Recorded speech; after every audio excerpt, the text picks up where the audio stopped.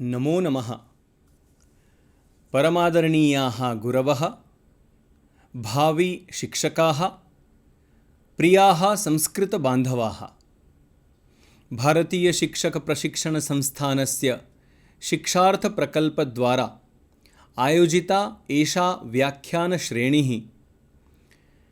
एतेन माध्यमेन वयं सर्वे संस्कृतशिक्षाशास्त्रस्य चतुर्थं सत्रं, तत्र चतुर्थे सत्रे संस्कृतं पठामः।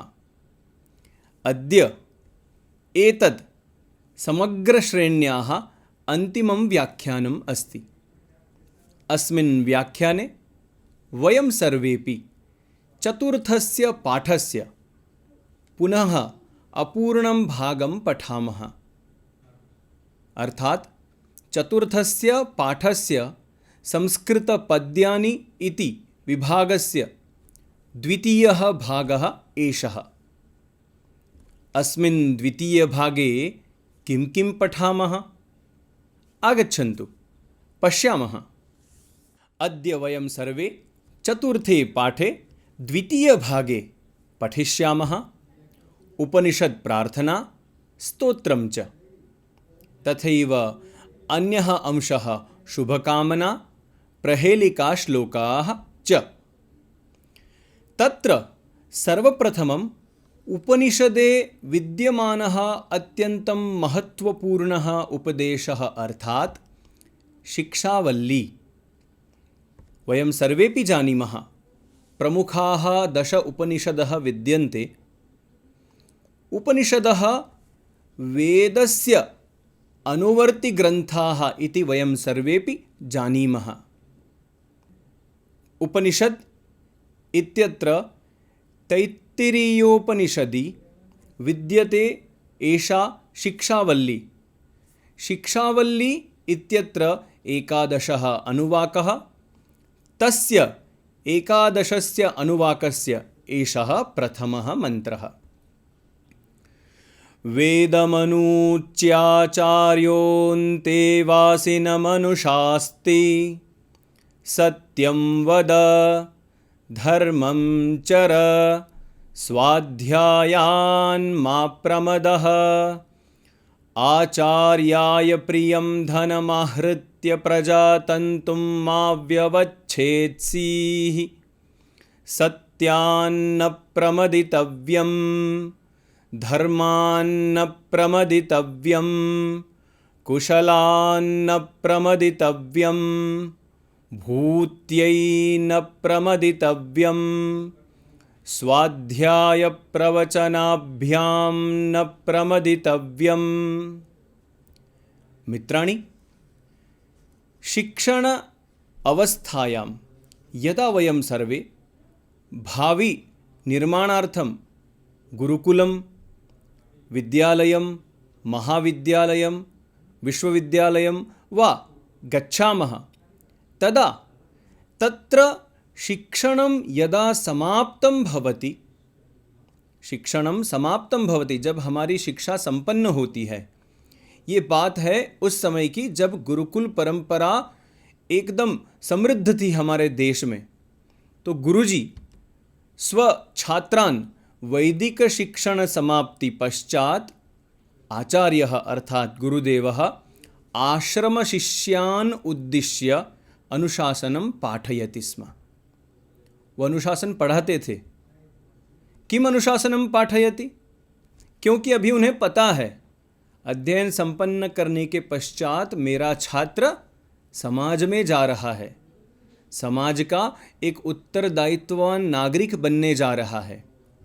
तो उसे गुरुजी कहते हैं सत्यम वद, सत्यस्य आचरणं कुरु, धर्मं चर, धर्मसम्मतं कार्यं कुरु, स्वाध्यायान् मा प्रमदः, स्वाध्याये अर्थात स्वकार्ये, स्वयं के कार्य में प्रमादम न कुरु, अपना कार्य अत्यंत स्फूर्ति से करो।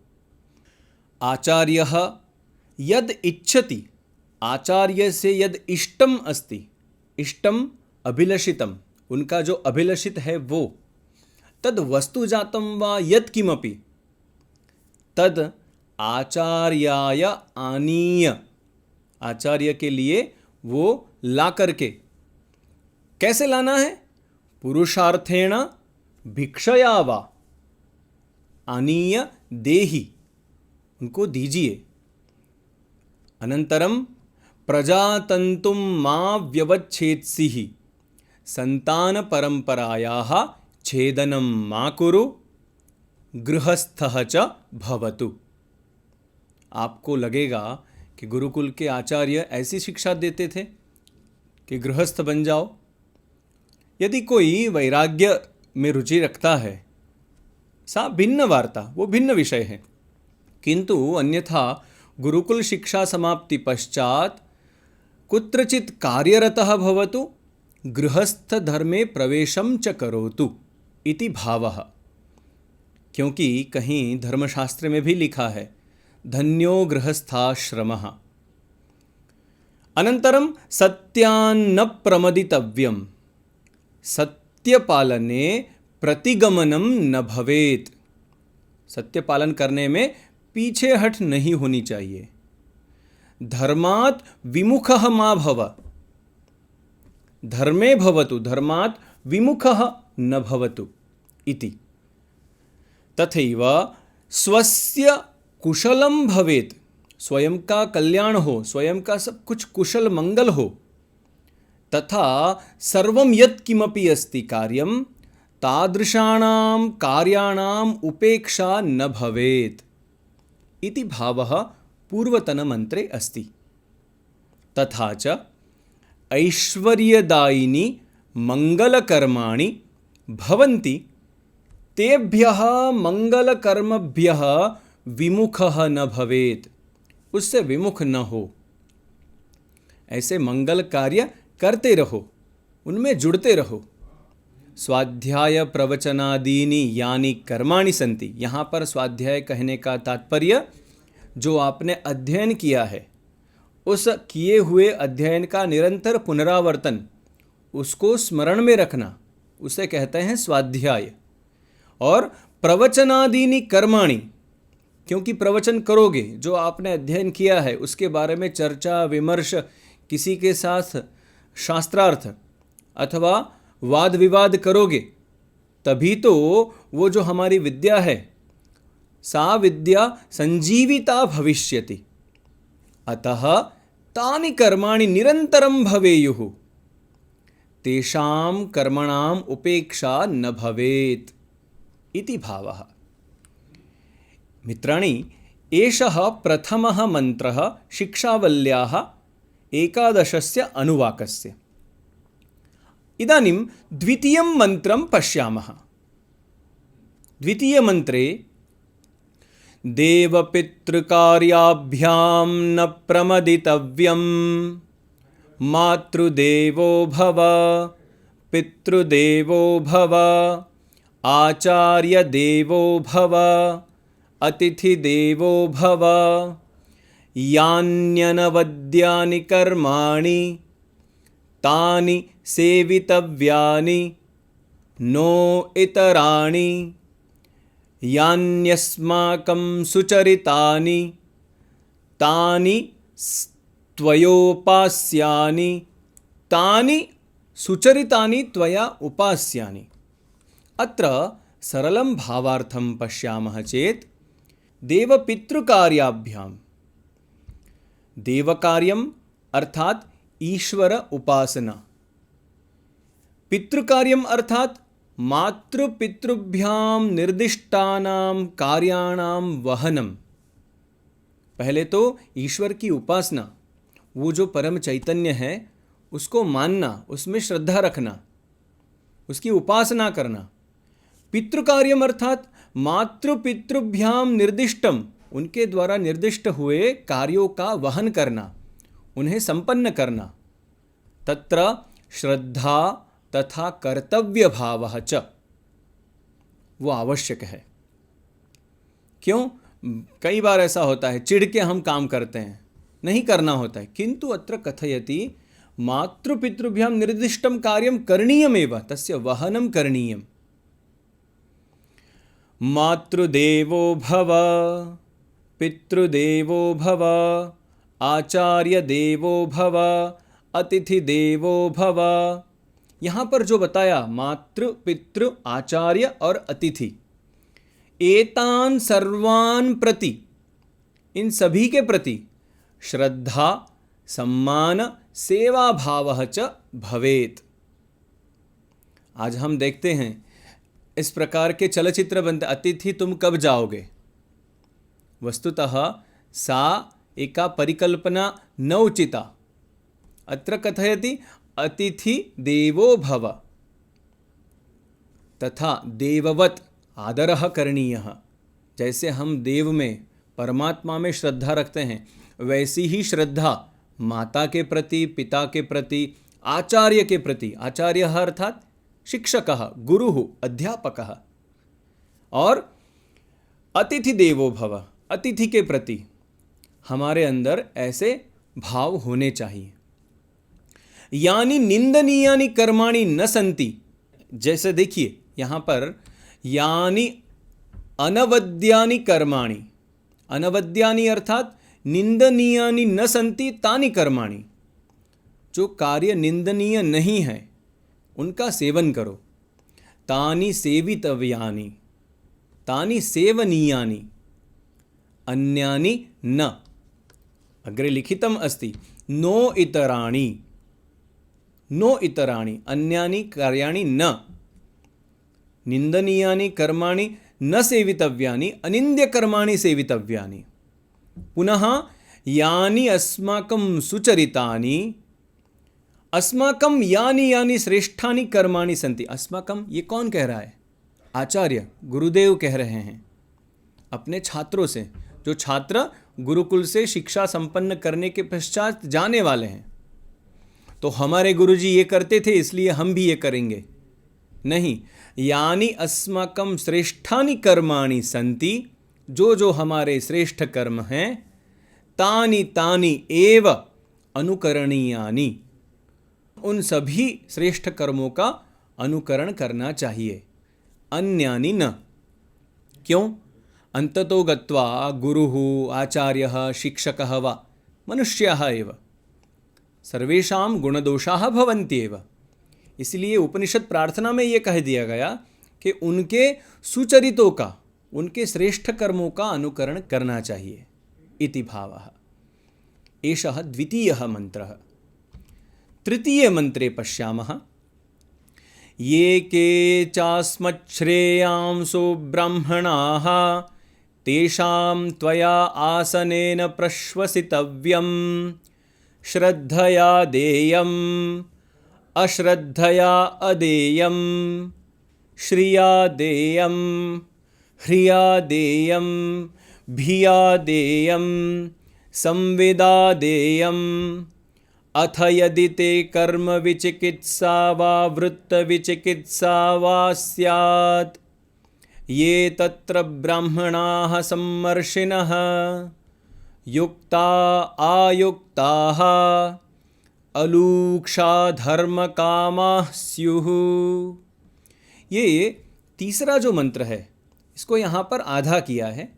अर्धः मंत्रः द्वितीय प्रस्तुति समये पश्यामः। किंतु अत्र किं कथयति? सबसे पहले सभी के मन में प्रश्न होगा यहाँ पर ब्राह्मणों के बारे में।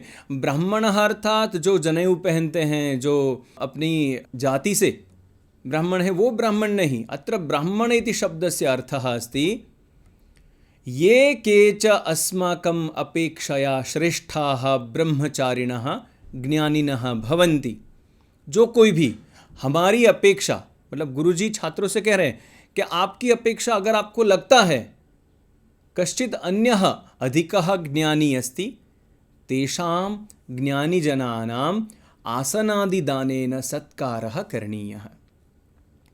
उनको सत्कृत कीजिए, उनका सत्कार कीजिए, उन्हें आसन दीजिए, उनको सम्मान दीजिए जो आपसे भी ज्ञानी है। आवश्यक नहीं है कि आपने यहाँ पढ़ लिया तो आपको सब कुछ आता है। ऐसा भी अवसर आता है यदा केचन अन्ये ज्ञानिनः जनाः लभ्यन्ते, तेषां ब्रह्मचारिणां तेषां ज्ञानिनां सत्कारं करोतु इति गुरुः अत्र कथयति। त्वया श्रद्धा आदर भाव पूर्वकम दानम करणीयम। यदि आप कुछ दे रहे हो, किसी को दान दे रहे हो, तो वो कैसे? श्रद्धा आदर भाव पूर्वकम। वस्तुतः अहम कदाचित भिक्षुकाय किमपि ददामि, मैं किसी भिक्षुक को कुछ दे रहा हूँ और मैं चिढ़ जाता हूँ, चलो भाग यहाँ से, दे दिया ना, अब क्या है? तत्र श्रद्धा नास्ति। श्रद्धा आदर भाव पूर्वकम। यदि श्रद्धा नास्ति, यदि आदरः नास्ति, तर्हि न दातव्यम, तो नहीं देना चाहिए। त्वया संपत्ति अनुरूपम दानम करणीयम। आपके पास 50 करोड़ की संपत्ति है और आप 5 रुपए दान करते हो, तद दानम दानम न संपत्ति अनुरूपम स्वक्षमता अनुसारम दानम करणीयम। लज्जा भय पूर्वकम दानम करणीयम।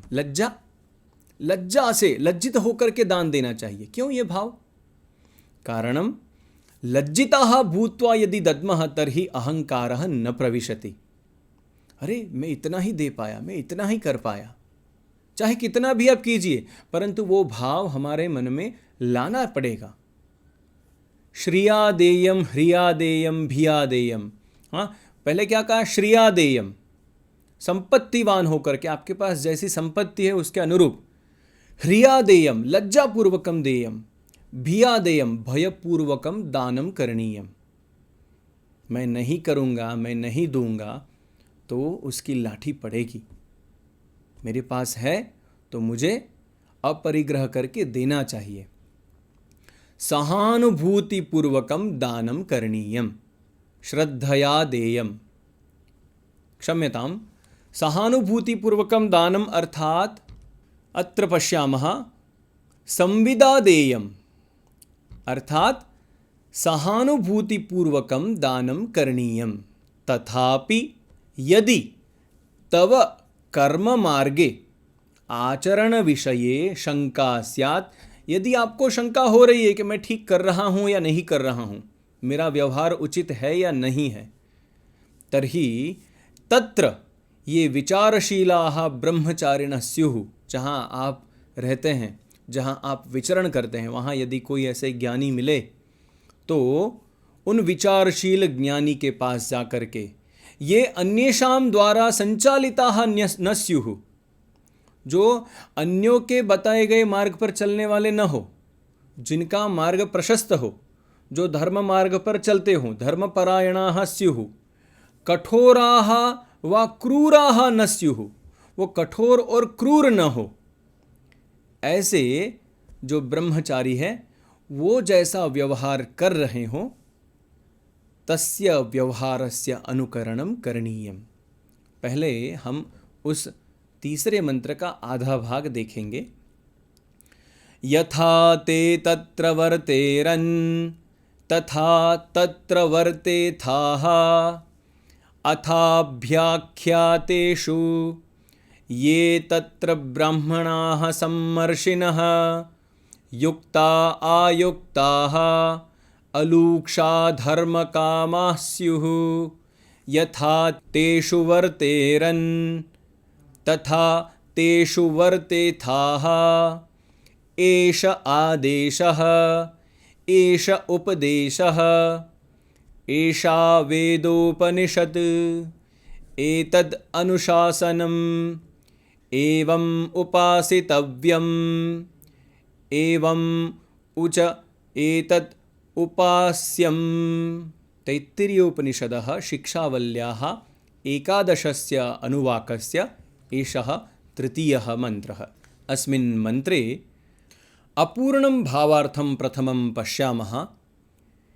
ये धर्मपरायणाः जनाः सन्ति, ये निष्ठावन्तः जनाः सन्ति, ये जनाः कठोराः अथवा क्रूराः न सन्ति, तेषां जनानां यथा आचरणं स्यात्, उनका जैसा आचरण हो, तथा आचरणं कुरु, वैसा आचरण तुम करो।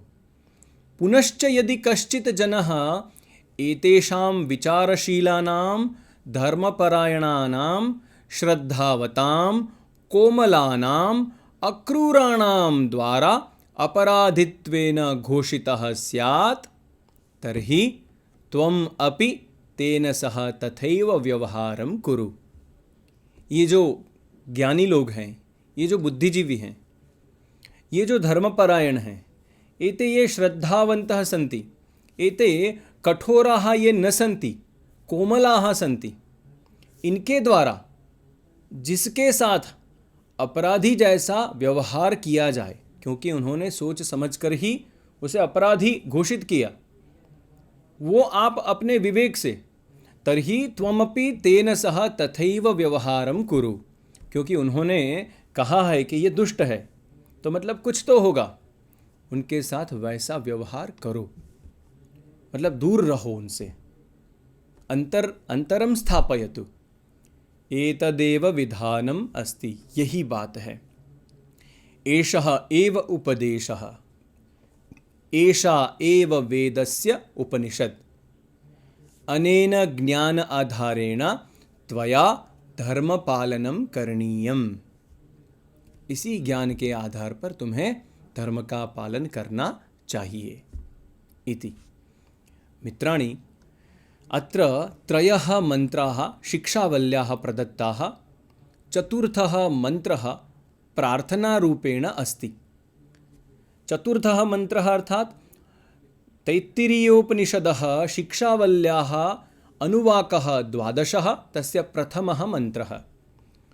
ॐ शं नो मित्रः शं वरुणः शं नो भवत्वर्यमा शन्न इन्द्रो बृहस्पतिः शं नो विष्णुरुक्रमः नमो ब्रह्मणे नमस्ते वायो त्वमेव प्रत्यक्षं ब्रह्मासि त्वामेव प्रत्यक्षं ब्रह्म वदिष्यामि ऋतं वदिष्यामि सत्यं वदिष्यामि तन्मामवतु तद्वक्तारमवतु अवतु माम् अवतु वक्तारम्।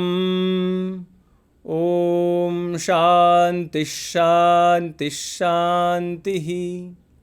ये जो 4 मंत्र हम आज पढ़ रहे हैं, इनका कई बार कई सारे समारंभों में उल्लेख किया जाता है। पहले जो 3 मंत्र हमने सुने, वो तीनों मंत्र आप देखिएगा, जो कन्वोकेशन होता है, विश्वविद्यालय का पदवीदान कार्यक्रम अथवा किसी गुरुकुल का पदवीदान समारोह, तब ये वहाँ पर दोहराए जाते हैं, वहाँ पर सुनाए जाते हैं। ये पाठ वहाँ पर निरंतर होते हैं।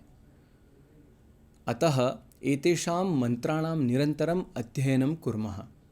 इतना ही नहीं, सभी गुरुजनों से भी निवेदन है कि जब भी हम कक्षा में पढ़ाएं तो इसका अनुगान करवाएं।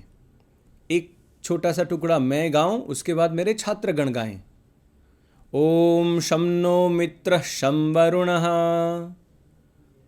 ओम शं नो मित्रः शं वरुणः। 2-3 बार 4 बार अनुगान करने से, 5 बार अनुगान करने से वो दृढ़ होगा, उच्चार शुद्धि होगी और वो स्मृति में आएगा। तो अस्याः प्रार्थनायाः भावं पश्यामः। देखिए, यहाँ पर भाषांतर कहीं नहीं लिखा, भावार्थः ऐसे शब्द का प्रयोग किया जो भाव प्रकट करता है। शं नो मित्रः शं वरुणः। मित्रः अर्थात भगवान सूर्य नारायणः, वरुणः अर्थात जल देवता, अर्यमा अर्थात सौरमंडलस्य देवः। भगवान सूर्यनारायणः, भगवान वरुणः, सौरमंडलस्य देवः, इंद्रः, बृहस्पतिः, उरुक्रमः। उरुक्रमः अर्थात भगवान विष्णुः। उरुक्रमः बड़ी बड़ी फलांग भरते हैं, जिनके कदम काफ़ी बड़े हैं, ऐसे बड़े कदमों वाला अर्थात भगवान विष्णुः।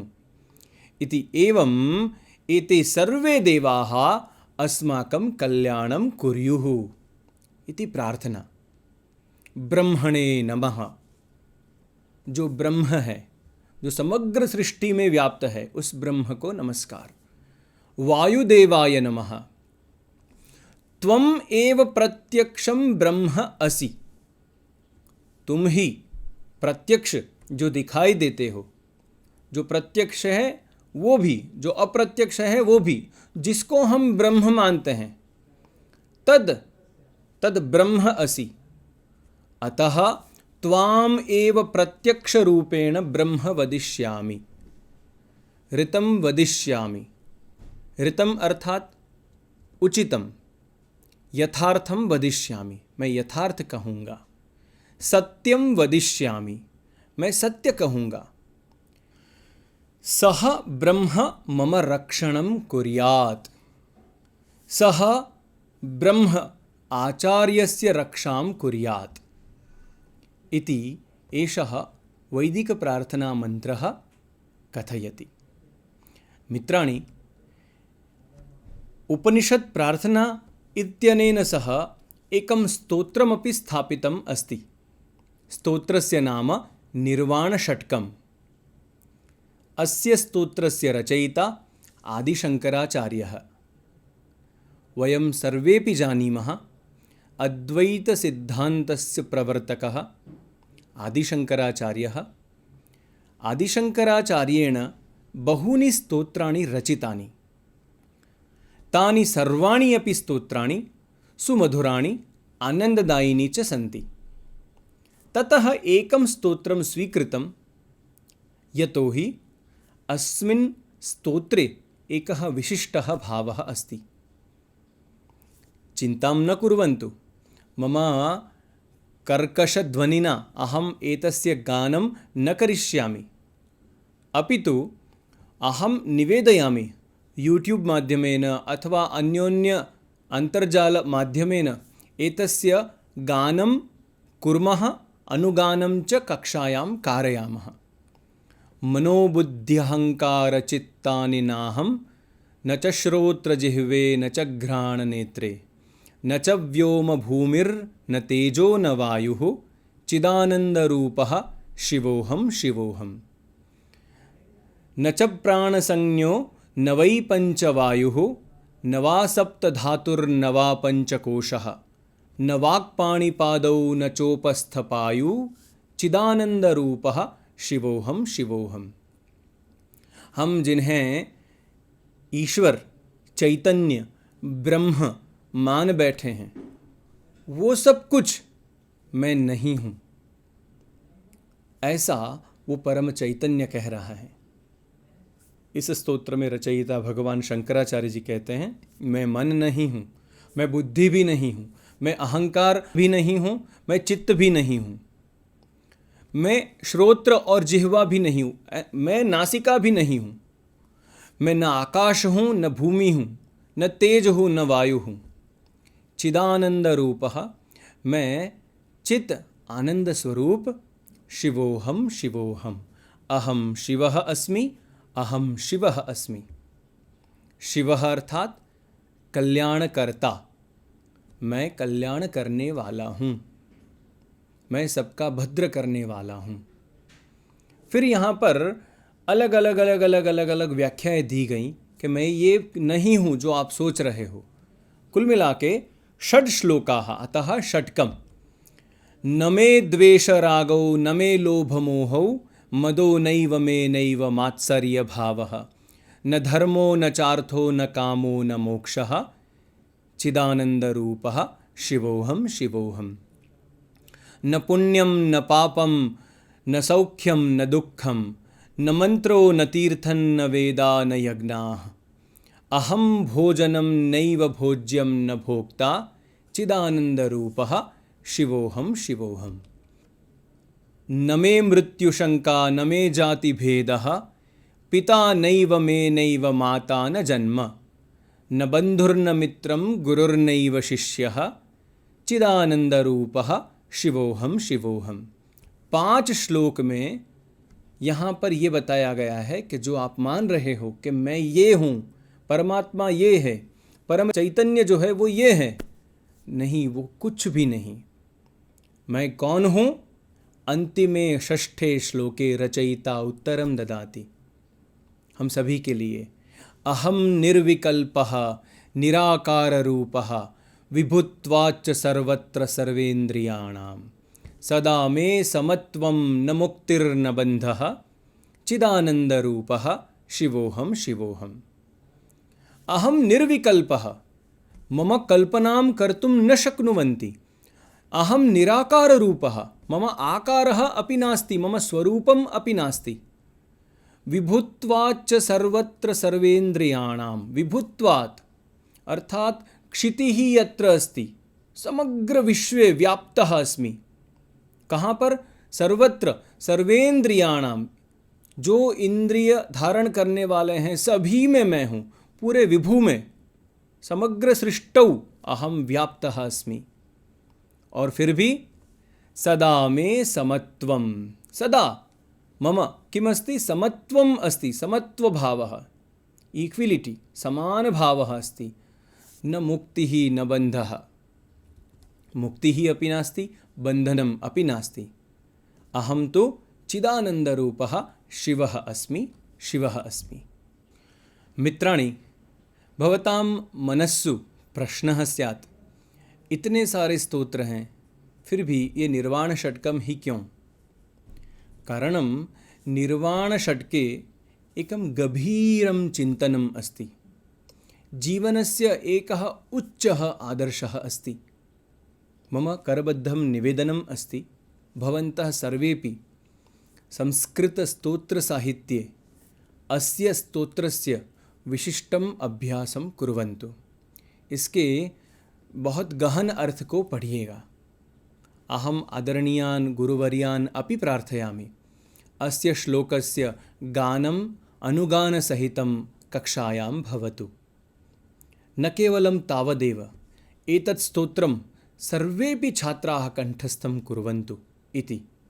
और मैं तो यहाँ पर ये भी कहूँगा कि पहले वाला जो पाठ था सुभाषित वाला, उसमें विद्यमान सुभाषितों को भी हम सभी को याद रखना चाहिए, कंठस्थ करना चाहिए। और आज हम जो इसके पश्चात अध्ययन करेंगे, शुभकामनाः प्रहेलिका श्लोकाश्च, तो शुभकामनाओं में यदि कस्यचित् मित्रस्य, संबंधिजनस्य, परिचितस्य अथवा अपरिचितस्य कल्याणम इच्छामः, उसको हमें शुभकामनाएं देनी हैं, कुछ कहना है, तो आशीर्वादात्मकः एषः श्लोकः संस्कृतजगति सुप्रसिद्धः अस्ति। स्वस्त्यस्तु ते कुशलमस्तु चिरायुरस्तु, गोहस्ति वाजि धनधान्य समृद्धिरस्तु, ऐश्वर्यमस्तु बलमस्तु रिपुक्षयोस्तु, कल्याणमस्तु सततं प्रभुभक्तिरस्तु।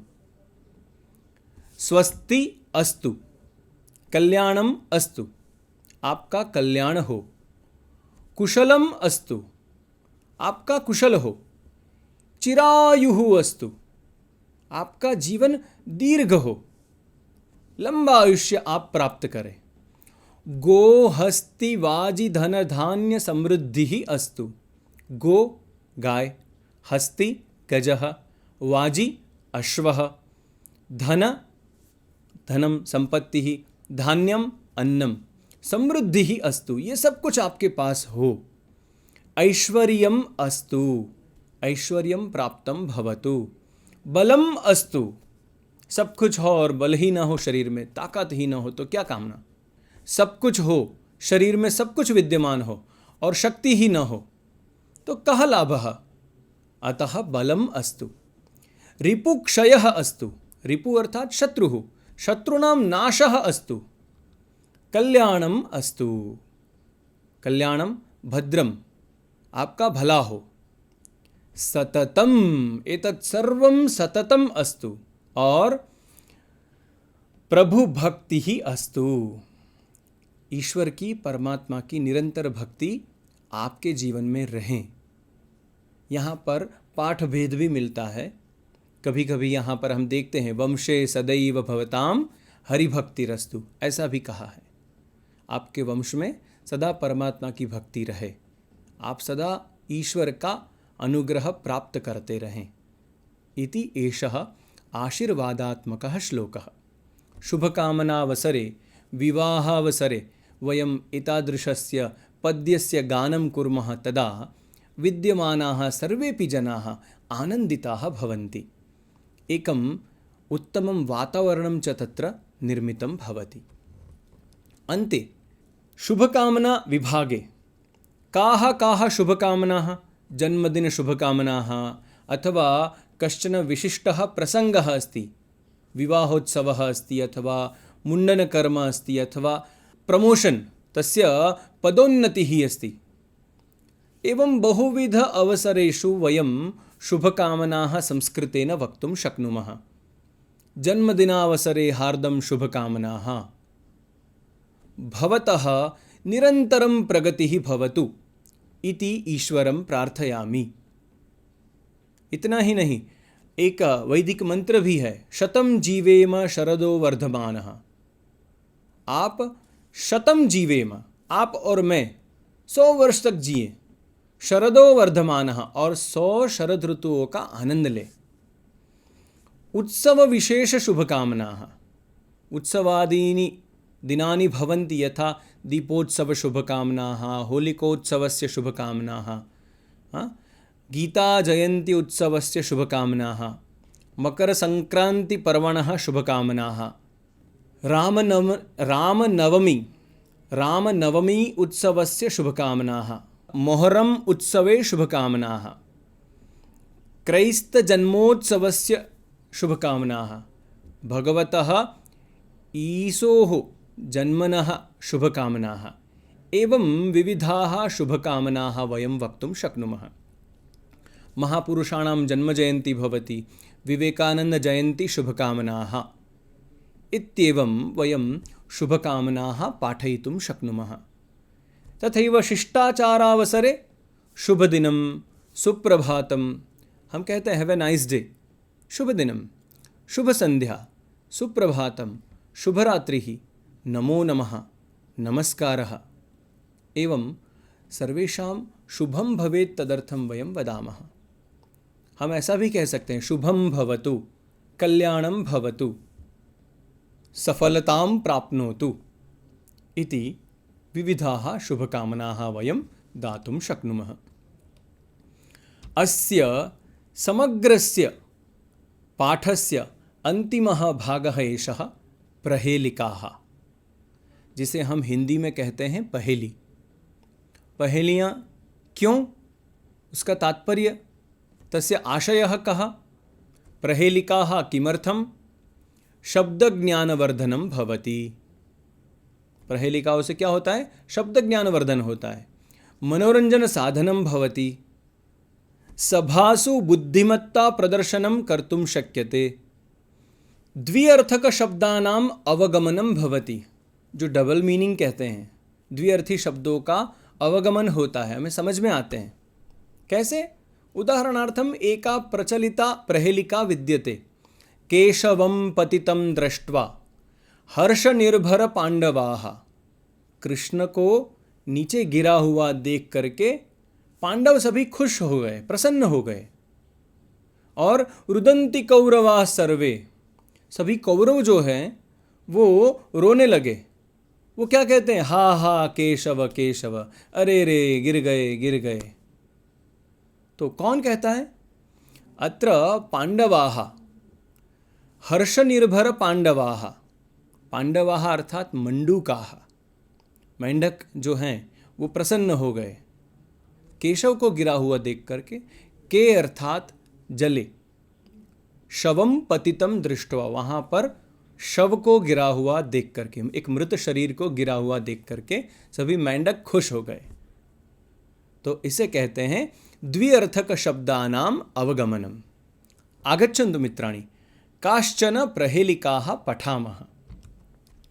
सर्वप्रथमम् एका प्रहेलिका, किमिच्छति नरः काश्यां भूपानां कोरणे हितः, को वन्द्यः सर्वदेवानां दीयताम् एकमुत्तरम्।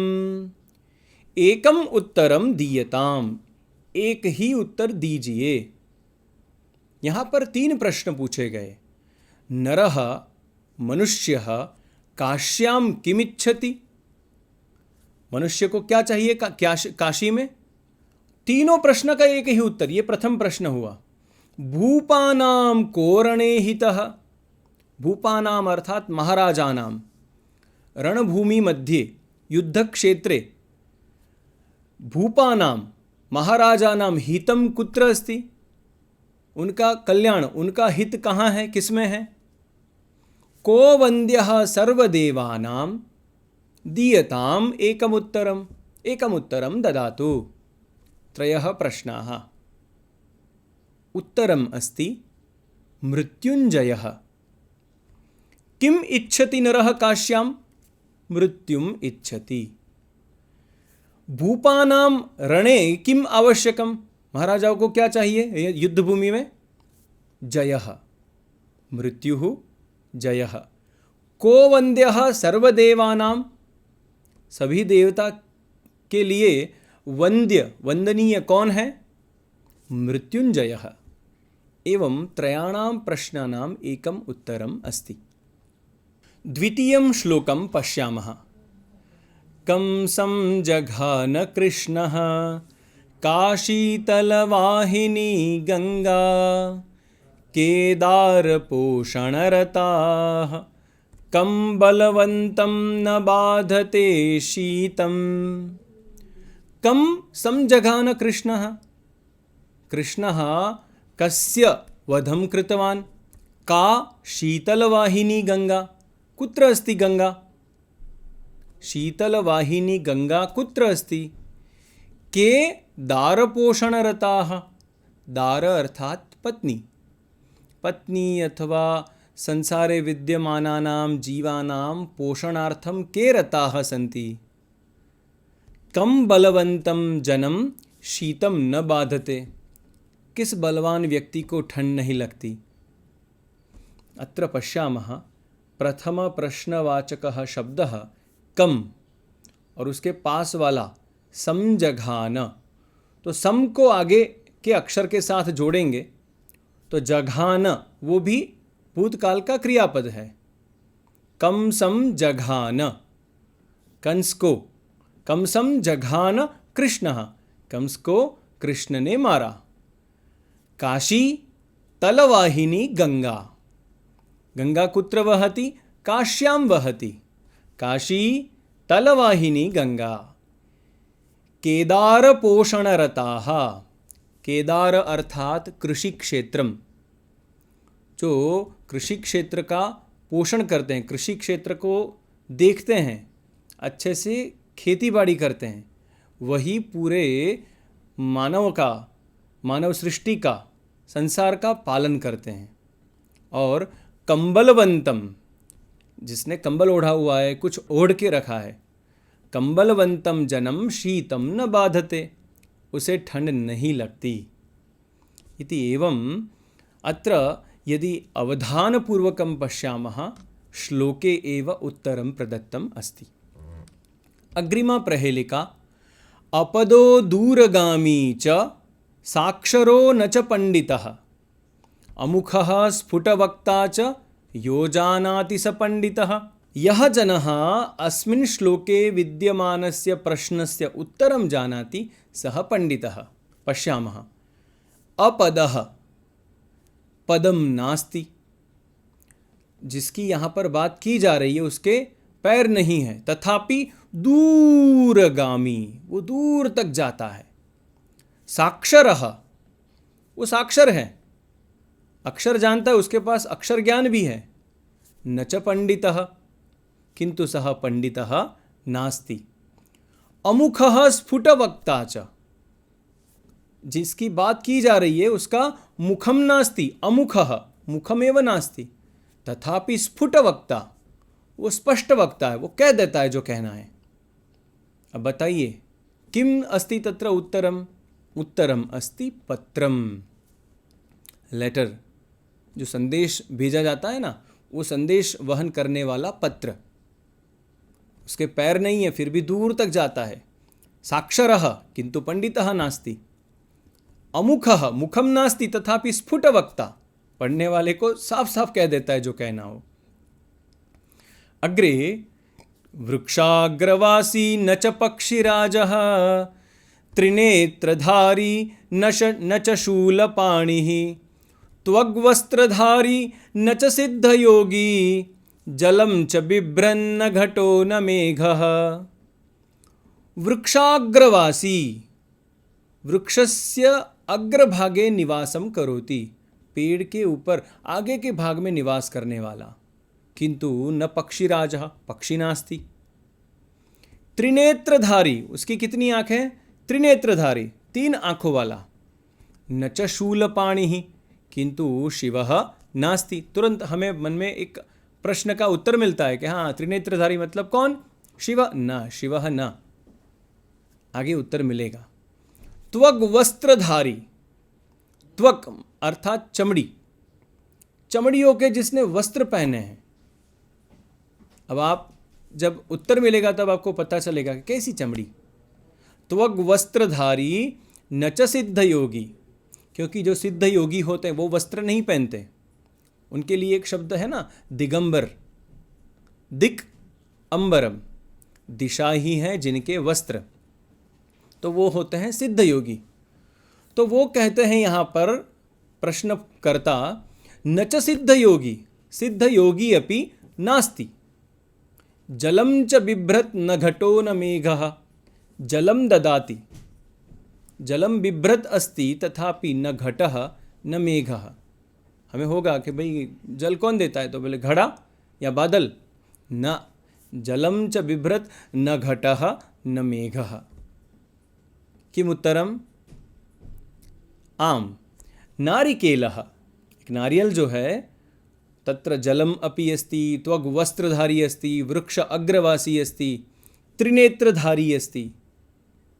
इत्थम अस्याः प्रहेलिकायाः उत्तरं भवति नारिकेलफलम्। अग्रिमा प्रहेलिका, सीमन्तिनिषु का शान्ता राजा को भूत् गुणोत्तमः विद्वद्भिः का सदा वन्द्या अत्रैवोक्तं न बुध्यते। अत्र एव उक्तम, यहाँ पर ही कह दिया है उसका उत्तर।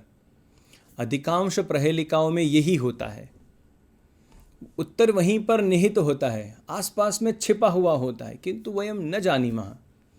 सीमंतिनिषु का शांता, सीमंतिनी अर्थात स्त्री, स्त्रीषु का स्त्री तादृशी अस्ति यस्याः स्त्रियः स्वभावः शान्तः अस्ति। सीमंतिनिषु शांता, सीता, प्रथमम अक्षरम सी, चरणस्य अंतिमम अक्षरम ता, सीता। अब आप कहेंगे हाँ, बाकी के उत्तर हमें पता चल गए। राजा को भूत गुणोत्तमः, कह अभूत गुणोत्तमः राजा, कौन हो गए गुणवान राजा? राजा रा, अंतिमम अक्षरम मह, रामः। गुणवान श्रेष्ठ एक आदर्श नायक राजा कौन हो गए? रामः। विद्वद्भिः का सदा वन्द्या, विद्या। अत्रैवोक्तं न बुध्यते। अब आप कहेंगे अत्रैवोक्तं ही बुध्यते। हाँ हाँ, यहीं पर कहा गया और हमें समझ में भी आ गया, बुध्यते। अग्रिमं श्लोकं पश्यामः। तातेन कथितं पुत्र पत्रं लिख ममाज्ञया, न तेन लिखितं पत्रं पितुराज्ञान लंघिता। ये कैसी बात हुई? तातेन, पिता द्वारा, कथितम, आदेशः कृतः, पुत्र पत्रं लिख, मम आज्ञया पत्रं लिख। न तेन लिखितं पत्रम, यहाँ पहले तो हम पहली नज़र में हमें यही लगेगा। तेन पत्रम न लिखितम, पितुः आज्ञा न लंघिता। पत्र नहीं भी लिखा और पिता की आज्ञा का उल्लंघन भी नहीं हुआ। केवलम एकस्य शब्दस्य चमत्कृतिः अस्ति अत्र, न तेन लिखितं पत्रम। नत शब्द होता है, हम कहते हैं ना नतमस्तक, तो नतेन नमस्कार करके, नतेन लिखितं पत्रम, नमस्कार करते हुए उसने क्या किया? नतेन नमस्कार करके, पत्रम लिखितम, पितुः आज्ञा न लंघिता। फिर तो आज्ञा का उल्लंघन हुआ ही कैसे? नास्ति शंका, संशयः एव नास्ति, आज्ञायाः उल्लंघनं न अभवत्। कस्तूरी जायते कस्मात् को हन्ति करिणां कुलं किं कुर्यात् कातरो युद्धे मृगात् सिंहः पलायते। कस्तूरी कस्मात् जायते, कहाँ से उत्पन्न होती है। को हन्ति, कौन वध करता है। करिणाम कुलम, हाथियों के समूह को, उनके झुंड को, उनके ऊपर कौन आक्रमण कर सकता है, उनका वध कौन कर सकता है। किम कुर्यात् कातरः, कातरः अर्थात कायरः, डरपोक, डरपोक जनः युद्ध समये किम कुर्यात्। पुनः अत्र चतुर्थं चरणं किंचित अत्र अप्राकृतिकम् इति प्रतीयते। मृगात् सिंहः पलायते, हिरन को देख करके, हिरन से डर के शेर जो है, सिंह जो है वो भाग जाता है। नैव त्रयाणाम प्रश्नानाम उत्तराणि सन्ति। कस्तूरी जायते कस्मात्, तो चौथे चरण का प्रथम शब्द मृगात् जायते, हिरन से प्राप्त होती है कस्तूरी। को हन्ति करिणाम कुलम, गज के समूह को, हाथियों के समूह को कौन मार सकता है, उनके ऊपर आक्रमण कौन कर सकता है। तो सिंहः, वनस्य राजा स्वयं मृगराजः। तृतीयः प्रश्नः किं कुर्यात् कातरः युद्धे पलायते, वो भाग जाता है डर के, डरपोक। अभी यहां पर पुनः तथैव प्रस्तुति, प्रश्नत्रयम् उत्तरत्रयम्। भोजनान्ते च किं पेयम्, भोजन पश्चात किं पेयम्, उत्तरम पश्यन्तु तक्रम पेयम्, छाछ पीनी चाहिए। जयन्तः कस्य वै सुतः, शक्रस्य सुतः, शक्रः अर्थात इंद्रः, इंद्रस्य सुतः जयन्तः, इंद्र का बेटा कौन, जयन्तः। अभी देखिए यहाँ पर हमें कोई पूछता है राम का बेटा, कृष्ण का बेटा, रावण का बेटा, हाँ, हनुमान जी के पिता का नाम बताइए, उनकी माता का नाम, सर्वमपि वयं जानीमः, शाकुन्तलस्य लेखकः कः। किन्तु अत्र प्रहेलिका माध्यमेन एकं नवीनं ज्ञानं छात्राः प्राप्नुवन्ति देवराजस्य इन्द्रस्य पुत्रविषये। देवेन्द्रस्य पुत्रः जयन्तः। देवेन्द्रः कस्य वै सुतः, कथं विष्णुपदं प्रोक्तम, विष्णुपदम कथम प्रोक्तम, विष्णु का जो पद है, मतलब भगवान विष्णु की जो शरण है वो कैसे मिलती है, मतलब सुलभ है न दुर्लभम। विष्णुपदम दुर्लभम प्रोक्तम, किसी ने कहा है कि भगवान विष्णु की शरण बहुत मुश्किल से मिलती है, अर्थात परमात्मा के धाम में जाने का अवसर अच्छे अच्छों को नहीं मिल पाता, तद दुर्लभम अस्ति इति भावः। परमादरणीयाः गुरवः, प्रिय छात्र बांधवाः, क्लासिकल संस्कृत शास्त्रीयं संस्कृतम् इति प्रश्नपत्र अंतर्गतं शिक्षार्थ प्रकल्प माध्यमेन अत्र अस्माकं अभ्यासक्रमस्य एकवारं सिंहावलोकनं कारयितुं प्रयासः कृतः अस्ति। आशां कुर्मः एषः प्रयासः भवतां कृते सहाय्यभूतः भविष्यति। अस्माकम् एषः एकः प्रयासः अस्ति। कदाचित् भवन्तः समस्याम् अनुभवन्ति, तासां समस्यानां निराकरणं वयं सर्वेपि परस्परसहयोगेन करिष्यामः। अत्र अहं भवतां समक्षम् एकं निवेदनं कर्तुम् इच्छामि।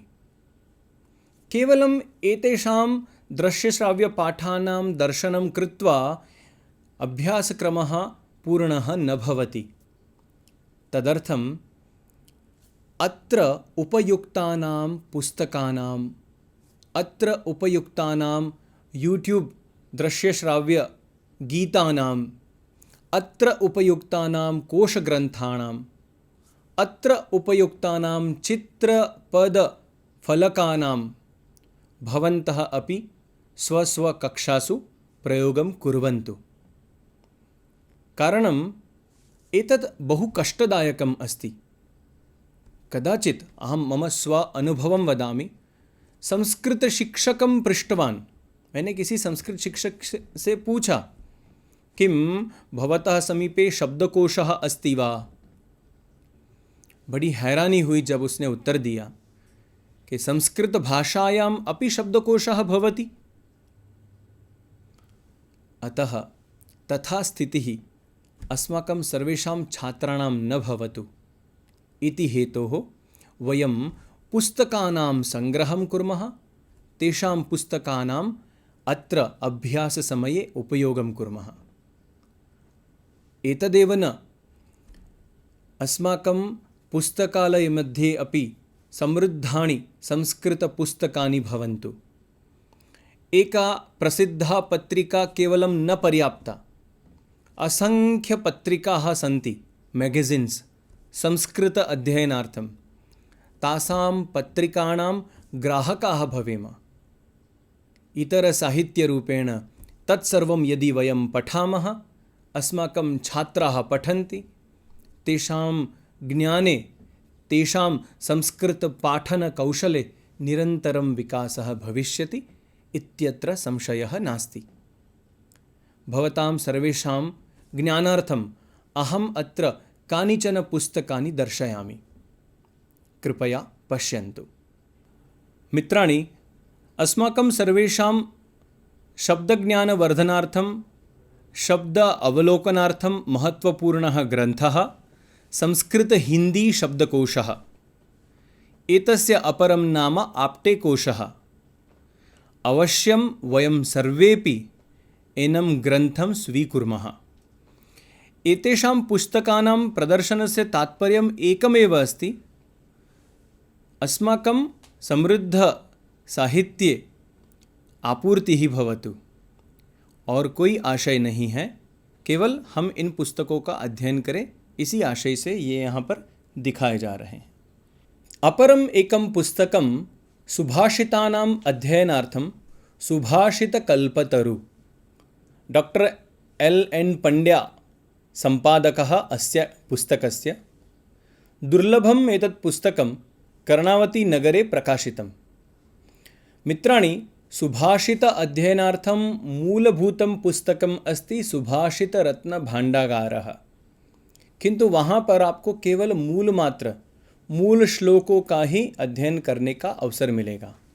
अतः अन्योन्य प्रकाशकानां पुस्तकानाम् अध्ययनं कर्तुं शक्नुमः। यद्यपि कथा इति प्रकरणे, कथानां प्रकरणे हितोपदेशकथाः न सन्ति, किन्तु हितोपदेशकथानाम् अध्ययनम् अपि नितान्तम् आवश्यकम्। अस्माकं सुभाषितपाठे बहवः श्लोकाः हितोपदेशात् स्वीकृताः सन्ति, अतः हितोपदेशग्रन्थः अपि स्वीकरणीयः। संस्कृतभाषाशिक्षणार्थं, सम्भाषणपठनार्थम् उत्तमम् एकं पुस्तकं भाषाप्रवेशः। संस्कृतभारती नवदेहली द्वारा प्रकाशितम् एतत् पुस्तकम्। एवं नैकानि पुस्तकानि सन्ति येषां माध्यमेन वयम् अस्माकं संस्कृतज्ञानवर्धने अत्यन्तं महत्त्वपूर्णं सहयोगं प्राप्तुं शक्नुमः। अस्माकम् अभ्यासक्रमे लोकप्रियं संस्कृतम् इति पाठे बहूनि संस्कृतगीतानि स्वीकृतानि।